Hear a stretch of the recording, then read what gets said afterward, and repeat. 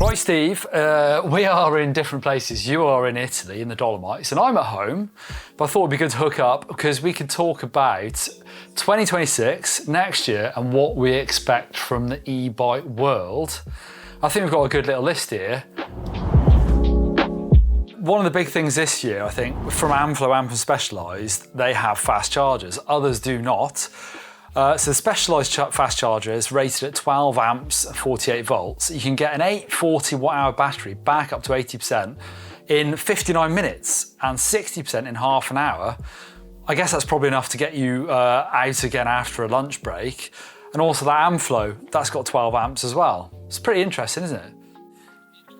Yeah, so I've been using the Amflo charger the last few days. We're shooting a video for Amflo here. So I've been in the Dolomites, big days, big 12-hour days. We've got taking the charger with us. So like for me, you know, I'm 96 kilos, and when you're climbing super steep ground all day, you know, I use a lot of battery. So, you know, in a place like this, it's really interesting because you can stop and the refuges or refugios have actually got charging points there. It says e-bike charging station.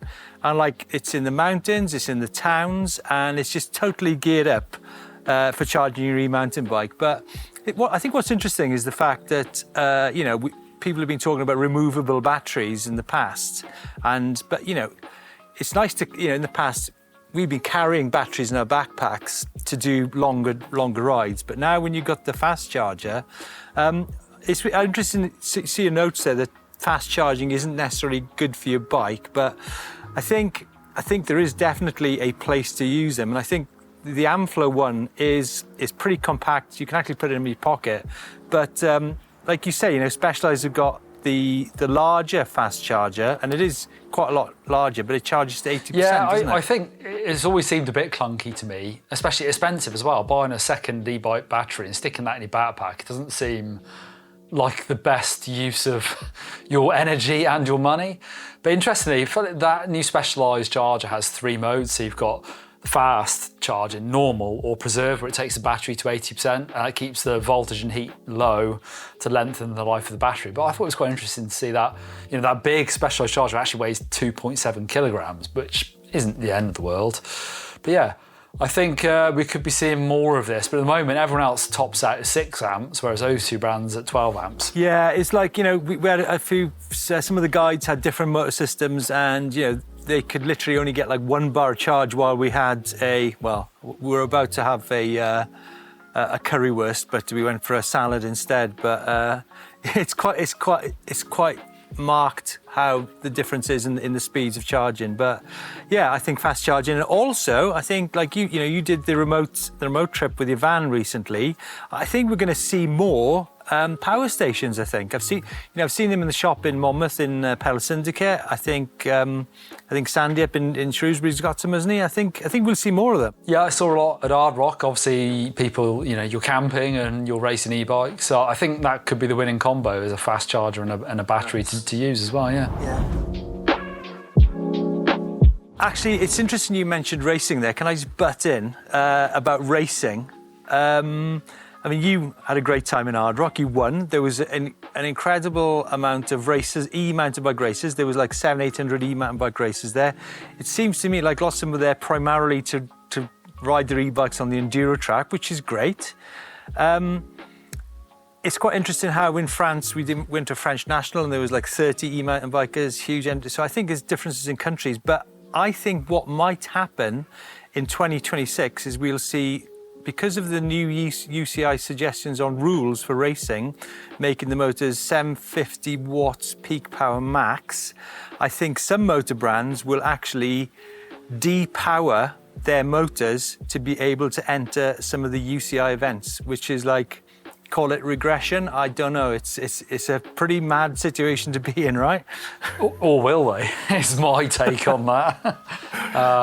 It's tricky. We saw people breaking the rules at Hard Rock. Yeah, I mean, it's Pandora's box a little bit there. So we'll But, see. but you know what? I think it's great. You know, I think what we'll see is we'll see a split between, you know, pro racing and just people going to events, which is it's a great thing to do, isn't it? Yeah, I'm totally down for that. The more opportunity to race, the better, I think, and it'll line itself out as well, because I think it's a maturing sort of scene, the racing scene at the moment, isn't it? Yeah, more trophies for the Don. Maturing, literally, with me. Well, next, I put it in here. So I actually saw this on the Escape Collective website, where they found a patent application from Sram for half-link chains, which aren't new. I've had one of those back in the day on a single-speed dirt jump bike, where if you didn't have horizontal dropouts, you needed the half-link to be able to get a tight enough, or adjust your chain to get it tight enough, should I say. Now, this actually makes sense, I think, especially with SRAM doing it, because of the transmission that's been out probably a couple of years now, where some people complained about it having quite a slow change in gear because it's got really specific ramps so that you could shift under full load, which is great for e-bikes where you've got the extra power. But actually, sometimes you have to wait for that chain to find that ramp. Whereas if you've got a half-toothed chain, every single link is shiftable. Whereas in the past, if you've got a narrow and a wide, it's all of those wide links that will pick up on those ramps. If you've got a wide ramp on every link, it should, in theory, speed your shifting by 2 times on a SRAM setup. Whether or not that's the intention is to be seen. What I'd like to see, Don, is actually more solid chains. I seem to be snapping chains quite a lot, but maybe it's my weight, maybe it's the type of riding, but yeah, more solid chains. And I think maybe it's your lack of mechanical sympathy, Steve. Like a monkey on a machine gun with that shifter. Like a what did you say? Like a monkey on a machine gun with that shifter.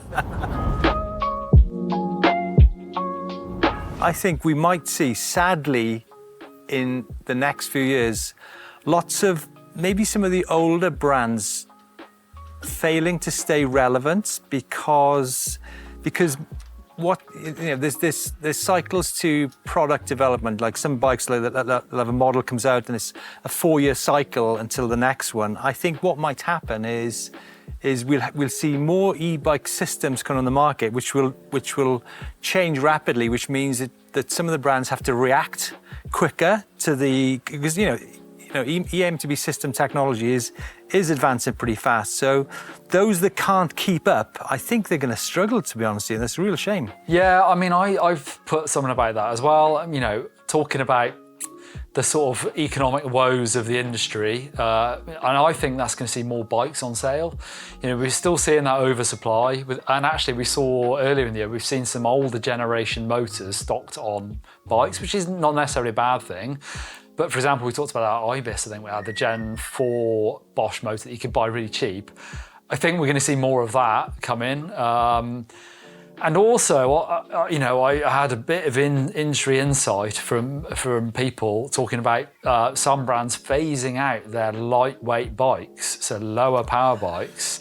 I think so. We've ummed and ahed about this, and I think we talked about this a lot over the last couple of years, but you know, the consumers will vote with their wallets, and it seems like that's happening. It seems like these brands aren't selling that many of those. Yeah. And the thing, it's quite sad because it's taken a lot of effort for those people to make those bikes and those systems. But what's your thoughts that, you know, we saw in Eurobike? I think we'll see more new brands, like we saw, like is it a Czech brand, Crucis, which is one of the first bikes we checked out at Eurobike. You know, Uno's got a new bike from Spain. You've got Megamo from Spain. I think we're about to see new brands. I think we've already got too many brands, but the smaller brands are able to maybe change quicker, because like Uno's a classic example. Last minute they decided to go from one system to the Avanox system, and like they can react quicker. Yeah, I mean, that's a good point. Yeah, there's even brands that have been around for years, like Megamo, that we saw at Eurobike, and yeah, probably in the scheme of things, a smaller brand that, like say, maybe reacted faster. Yeah, interesting times for sure in the industry. Yeah, let's jump onto that. So in the sort of, again, industry news, SRAM bought O-Chain probably a couple of months ago now. So O-Chain is an Italian brand selling this, what they call an active spider. So it attaches your chain ring to the cranks, essentially. And it works really well with high linkage bikes where they have a lot of chain growth. So as the rear wheel moves back in its suspension arc, that pulls on the chain, and this O-chain lets this U-chain move, basically. Super popular on the World Cup downhill scene, and even people, riders that don't have high pivot bikes, actually sort of more regular bikes, let's say, are choosing to use them outside of sponsorship commitments, which tells you a lot, I think, about how people like these O-chains. You know, Sram are quite the business for acquiring other brands. They've got RockShox, Truvative, Time, and loads of other, you know, people like Zip in the road side of things. So it's made me wonder if this business move means that, you know, all these bikes that come stock with lots of SRAM drivetrains, brakes, is there going to be an O-chain coming on your bike when you buy it from the shop? I mean, it's complete guesswork here, but it'd be quite interesting. So I think there's going to be more Shimano stocked on bikes as well. You know, we've seen SRAM domination on the OEM, so the kit that comes standard on new build bikes. So many of the top spec bikes come with obviously the very nice SRAM electronic transmission axis. But obviously we've seen new Shimano electronic XTR and XT group sets, and Dior actually, that are eMTB ready and feature things like the free shift, which work really well obviously with e-bikes as well. We've seen brands like Orbea and their updated Wild, so it'd be good to see more people follow suit and give you know, more of an equal setting for Shimano and SRAM in the e-bike market, I think. Yeah, I mean, I've always been a massive fan of Shimano, to be honest. You know, the Link Glide, even the Qs on my white Kado, it's, you know, it's like 80 quid for a derailleur, 80 quid for a cassette. The performance difference is, there is a difference, yeah, but you know, like someone who's like you say, what did you call me about mechanics? Monkey on a machine gun. Oh, something like that, or not like mechanic friendly. Not mechanically sympathetic. Sympathetic, I'm not.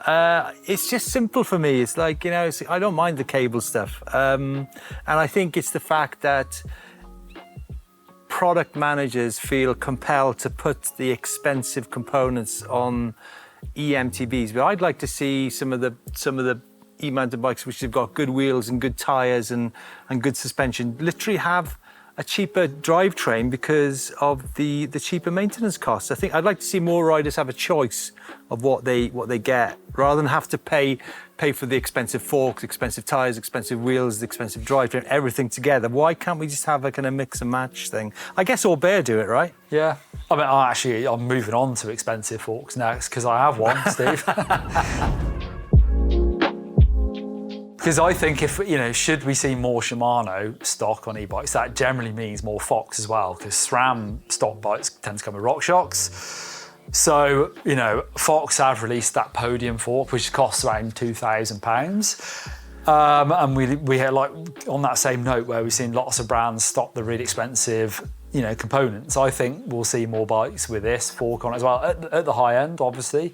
That Kado Works that I rode is 10 grand, which is a top end bike, but it's not the most expensive bike by a long margin on the market.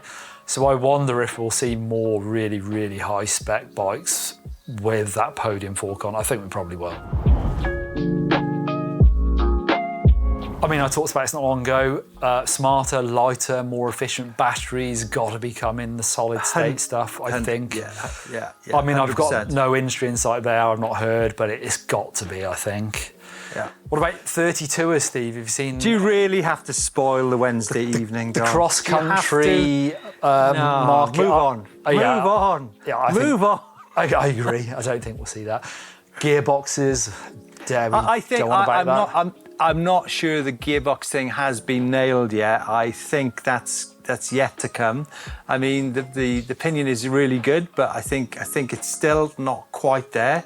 I mean, the continuously variable transmission, which we saw from the Orwuru from kind of Belgium, France, I think that, you know, that's going to be something we'll see more of in the next few years for sure. And another for sure is more Avanox powered bikes. We saw no comment. We saw a massive influx at Eurobike. There are constant rumours of big brands picking it up. I think that's, you know, That'll happen. I'd bet my house on that happening. Just to finish one thing, I would hate that there'll be a stifling of the power of eMTBs and restrictions on them, because I truly believe certain systems enable you to get to places which you've never been to before. And like a sprinter, I was with Matthias Flukiger a few weeks ago. He can put out 1,000 watts, right? These road cyclists put out 1,000 watts. That is human power. And, you know, they can do it for, like, I don't know, a minute or so. I can probably only run 1,000 watts up a technical climb for about a minute, because it's technical and it really nails you. Coming up on the channel soon, actually, is probably one of the steepest double track climbs you will ever see in the world. And it's a really good insight into what happens with power. There's people that couldn't walk up this double track, could they, Louis? It was nuts. It was absolutely nuts. Thing is, right, we can only report on what we hear and see, and because the thing with brands is obviously they're very secretive, but there are things getting out there slowly, I think. Don, I gotta go. I'm so tired. I gotta have some dinner as well. I've been out on the hill all day. I will catch you when you land back in the UK in about a month's time, but have fun. It's great to chat, Don. Great to chat.